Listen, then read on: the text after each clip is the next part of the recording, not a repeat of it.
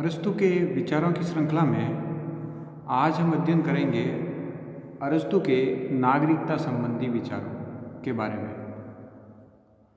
अरस्तु के नागरिकता के विचारों के बारे में हमें अध्ययन करने से पूर्व यह ध्यान रखना होगा कि अरस्तु नागरिकता की जिस समय बात कर रहा है वह समाज, वह राज्य, वर्तमान राज्य से और समाज से पृथक है। पृथकता इस दृष्टि से है कि वर्तमान में राज्य में जनसंख्या में अत्यधिक वृद्धि हो गई है और राजनीतिक सामाजिक स्तर पर शासन तंत्र और व्यवस्थाओं में व्यापक परिवर्तन आया है। वर्तमान में हम प्रजातंत्र को श्रेष्ठ प्रणाली मानते हैं, जबकि अरस्तु मध्यम वर्ग तंत्र को श्रेष्ठ मानता है। हालांकि वह राजतंत्र को सर्वश्रेष्ठ मानता है, परंतु उसके अनुसार चूँकि राजतंत्र की प्राप्ति जटिल है, कठिन है, क्योंकि मनुष्य उस तरह के विचारों और गुणों को प्राप्त करने में सभी सक्षम नहीं है, अतः वह मध्यम वर्ग तंत्र की ओर उन्मुख होता है, जिसे उसने पॉलिटी भी कहा है। तो अरस्तु के समय नगर राज्य बहुत छोटे थे, आबादी कम थी, क्षेत्र कम था और सामाजिक संरचना में लोग एक दूसरे को जानते थे। इन्हीं चीज़ों को ध्यान रखते हुए हमें उसकी नागरिकता संबंधी विचारों की विवेचना और समालोचना करनी चाहिए। एक महत्वपूर्ण बिंदु यह भी है कि वर्तमान में हम साधारणतः उस व्यक्ति को नागरिक मान लेते हैं जिसके माता पिता उस देश में जन्मे हों या जिसे मतदान का अधिकार हो।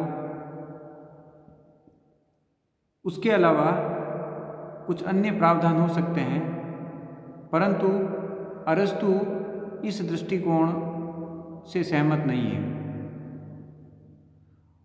उसके अनुसार नागरिक वे व्यक्ति हैं जो न्याय और प्रशासन में सक्रिय रूप से भाग लेते हैं। इस संदर्भ में पुनः हमें यह भी ध्यान रखना होगा कि तत्कालीन समय में क्योंकि समाज और राज्य छोटे होते थे और न्याय प्रणाली तथा विधि निर्माण के प्रक्रिया उस तरह से नहीं थे जिस तरह के वर्तमान राज्यों में होते हैं, अतः बहुत सारे व्यक्तियों को और नगर राज्यों की अधिकांश जनता को न्याय कार्य में भाग लेने और सामान्य प्रशासन में भाग लेने का अवसर मिलता था। अतः यह नहीं मानना चाहिए कि अरस्तु न्याय और प्रशासन के व्यक्ति को नागरिकता का अधिकार देके उसे केवल जनता के बहुत सूक्ष्म भाग तक सीमित कर देता है। न्याय और प्रशासन में चूंकि अधिकांश जनता भाग लेती थी, अतः कई राज्य के अधिकांश व्यक्ति उसके भाग होते थे, परंतु इसका तात्पर्य यह भी नहीं है कि प्रत्येक व्यक्ति नागरिक बन जाता था। जैसे स्त्रियों, बच्चों, वृद्धों, श्रमिकों, विदेशियों, शिल्पियों को नागरिकता प्रदान नहीं करता।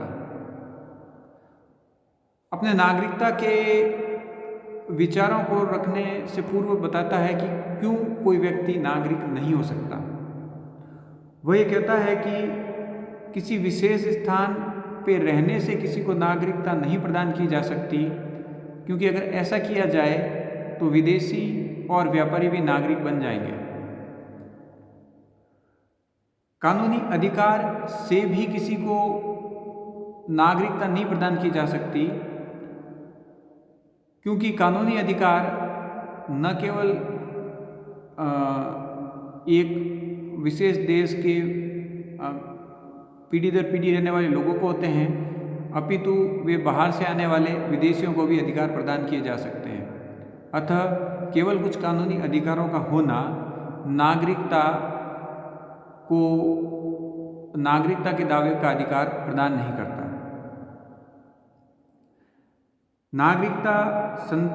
नागरिक की संतान होने से भी नागरिकता नहीं मिलती, क्योंकि अगर केवल संतान होने से नागरिकता मिलती तो फिर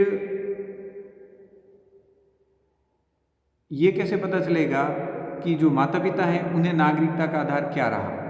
यानी कि पुत्र तो माँ बाप के कारण हो गया, पर माँ बाप की नागरिकता रही या नहीं रही, तो इस कारण उसको भी आधार नहीं मान सकता। वह राज्य से निर्वासित हुए व्यक्तियों, मताधिकार से वंचित व्यक्तियों को भी नागरिक नहीं मानता। बच्चों को नहीं मानता क्योंकि अल्पायु होते हैं, वृद्धों को नहीं मानता क्योंकि वो अपने दायित्वों से मुक्त हो चुके हैं। उन्हें भी नहीं माना जा सकता जिन्हें राज्य ने कुछ सम्मान दिया है, और उन्हें भी नागरिक नहीं माना जा सकता जिनके माता पिता किसी राज्य के नागरिक रहे हैं। तो फिर नागरिक कौन है? अरस्तु की दृष्टि में नागरिक वह है जो विधि और प्रशासन से संबंधित कार्यों में संलग्न हो। वह दो आधार प्रमुख देता है। पहला कि कोई व्यक्ति या तो न्याय कार्य में संलग्न है, और दूसरा कि व्यक्ति प्रशासन संबंधी कार्यों में संलग्न है। पुनः हमें ये याद रखना होगा कि इन तत्कालीन समय में, अर्थात अरस्तु के समय में, जनता के बहुत बड़े भाग को प्रशासन में भाग लेने का मौका मिलता था, और न्याय व्यवस्था से भी वह जुड़ जाता था, क्योंकि जनसंख्या कम थी और न्याय का पद भी व्यक्ति के अनुसार और समय के अनुसार परिवर्तित होता रहता था। परंतु महत्वपूर्ण चीज़ ये है कि वह स्त्री, बच्चों, विदेशी, दास, श्रमिकों, शिल्पकारों को वो नागरिक नहीं मानता, जो उसकी नागरिकता संबंधी अवधारणा को संकुचित कर देता है, और वर्तमान परिदृश्य में वह वर्तमान राजनीतिक विज्ञानियों की कसौटी में वह परिभाषा सही साबित होती नहीं लगती। अब अरस्तु ऐसा क्यों करता है कि वह श्रमिकों, शिल्पियों, बच्चों, दासों, स्त्रियों को नहीं देता काम, नागरिकता प्रदान नहीं करता? अरस्तु का तर्क ये है कि श्रमिक वर्ग, शिल्पी वर्ग, कृषक वर्ग, स्त्री, बच्चे, इनके पास अवकाश का समय नहीं होता। अवकाश का समय नहीं होता क्योंकि वह शारीरिक कार्यों में व्यस्त होते हैं, और वे न्याय और प्रशासन कार्यों के लिए समय नहीं निकाल सकते। अतः इस वर्ग को वह नागरिकता से वंचित कर देता है। सार रूप में हम कहें तो अरस्तु निवास, जन्म स्थान, कानूनी अधिकार, माता पिता के नागरिक होने को नागरिकता का आधार नहीं मानता है। अल्पायु, निर्वासित, मताधिकार से वंचित लोगों को भी वे अधिकार प्रदान नहीं करता है। अरस्तु ने अपने पॉलिटिक्स की तीसरी पुस्तक में नागरिकता संबंधी विचार प्रकट किए हैं, जिसमें वह कहता है कि नागरिक वह व्यक्ति है जो किसी राज्य में विधि निर्माण और न्याय प्रशासन में हिस्सा लेने में समर्थ होता है, और नागरिक वही व्यक्ति हैं जिनके पास अवकाश का समय हो, क्योंकि अवकाश का समय होगा तभी वह न्याय और प्रशासन में भाग ले सकेंगे। जिन कार्यों को करने के लिए मनुष्य अपनी आर्थिक और भौतिक आवश्यकताओं के लिए विवश है, उनके अतिरिक्त जो भी कार्य हैं वे सब अवकाश के कारण हैं। यानी भौतिक और आर्थिक आवश्यकताओं में श्रमिक भी व्यस्त है, कृषक भी व्यस्त है, शिल्पी भी व्यस्त है। इस कारण उनको नागरिक नहीं माना जा सकता, क्योंकि वे अपने भौतिक आवश्यकताओं की पूर्ति में व्यस्त होने के कारण न्याय और प्रशासन के लिए समय नहीं दे सकते। अब इस संदर्भ में एक महत्वपूर्ण चीज़ ये भी है कि वह ये मानता है कि श्रेष्ठ नागरिक के गुण संविधान के अनुसार बदलते रहते हैं। यानी कि प्रजातंत्र, लोकतंत्र, राजतंत्र में एक अच्छा नागरिक कौन है, वह परिभाषा बदलती रहती है, क्योंकि प्रत्येक संविधान में प्रत्येक व्यक्ति की योग्यता और अलग अलग क्षमताओं की आवश्यकता होती है। अरस्तु और प्लेटो भी नागरिकता के संदर्भ में कई मतभेद रखते हैं। प्रथमतः प्लेटो नागरिकता के बारे में विस्तृत विवेचन नहीं करते हैं और अरस्तु प्लेटो के विपरीत नागरिकता के संदर्भ में पूरे अपने विस्तृत विचार रखते हैं। वह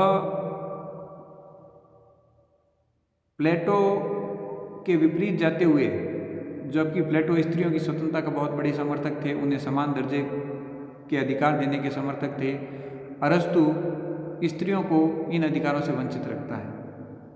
ये एक बहुत बड़ा अंतर है। दास प्रथा के बारे में भी प्लेटो जहाँ ये मानता है कि व्यक्ति को योग्यता के अनुसार पद दिया जाना चाहिए, दास के बारे में वो दास प्रथा को वो सही नहीं मानता या उसके बारे में अधिकांशतः मौन है, परंतु अरस्तु दासों को, दास व्यवस्था को सही मानते हुए उन्हें नागरिकता से वंचित कर देता है। इस दृष्टि से ये कहा जा सकता है कि अरस्तु का गुरु प्लेटो अपने शिष्य अरस्तु से समान अधिकार और लोकतांत्रिक अधिकारों की दृष्टि से कहीं आगे था और कहीं आधुनिक भी था। एक महत्वपूर्ण अंतर प्लेटो और अरस्तु के विचारों में यह है कि प्लेटो ये मानता है कि एक अच्छा व्यक्ति ही अच्छा नागरिक हो सकता है, जबकि अरस्तु ये नहीं मानता।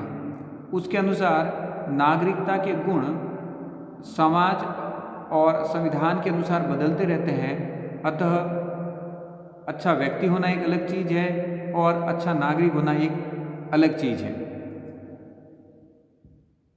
अरस्तु शासन में सक्रिय रूप से भाग लेने वाले व्यक्तियों को ही नागरिकता प्रदान करता है, जबकि प्लेटो ऐसा नहीं करता। प्लेटो शासन के लिए वैज्ञानिक, बौद्धिक, दार्शनिक विचारों को अधिक महत्व देता है, जबकि अरस्तु व्यवहारिक ज्ञान को शासन पद्धति के लिए अधिक महत्व देता है और जो शासन पद्धति में व्यवहारिक हैं और जो योग्य हैं, जिनके पास अवकाश है, वही नागरिक हैं। इस प्रकार प्लेटो और अरस्तु के विचारों में हम अंतर पाते हैं। अरस्तु द्वारा दी गई इस नागरिकता संबंधी अपने विचारों में कई आलोचनाएं भी हुई है और वो आलोचनाएं वर्तमान प्रणाली को ध्यान में रखते हुए की गई है। अर्थात वर्तमान में हम प्रजातंत्र को श्रेष्ठ मानते हैं और उसके अनुसार सभी व्यक्तियों को समान अधिकार प्रदान करते हैं, जबकि अरस्तु ये नहीं करता। वह दासों को अधिकार नहीं देता, वह स्त्रियों को अधिकारों से वंचित करता है, वह वृद्धों को वंचित करता है, वह बाहर से आने वाले नागरिकों को भी करता है। अतः उसके द्वारा दी गई नागरिकता संबंधी आलोचना वर्तमान प्रजातांत्रिक परिप्रेक्ष्य में लागू नहीं होती और जनसंख्या का एक बड़ा भाग, खासकर स्त्रियां, उससे वंचित रह जाती हैं। बड़े राज्य जो कि अब हो गए हैं, उसकी दृष्टि से अरस्तु का नागरिकता का सिद्धांत अब उतना प्रासंगिक नहीं रहा। न्याय और विधि निर्माण की शक्ति का पृथक्करण वर्तमान समय में किया जाता है, परंतु अरस्तु इस संदर्भ में कोई विस्तृत वर्गीकरण नहीं करता। उसने अवकाश को नागरिकता से जोड़ा है, परंतु यह जुड़ाव भी सही नहीं है। इस प्रकार अरस्तु के विचार नागरिकता के संदर्भ में वर्तमान प्रजातांत्रिक व्यवस्था से पूर्णतः मेल नहीं खाते। अरस्तु का योगदान ये रहा है कि उसने नागरिकता के सिद्धांत के कुछ आधार विकसित करने की कोशिश की और उस संदर्भ में अपना विश्लेषण प्रस्तुत किया। हालांकि उसमें कई कमियां हैं, परंतु एक विचार की दृष्टि से हम राजनीतिक विज्ञान में उसके नागरिकता के सिद्धांत से कुछ हद तक लाभान्वित हो सकते हैं।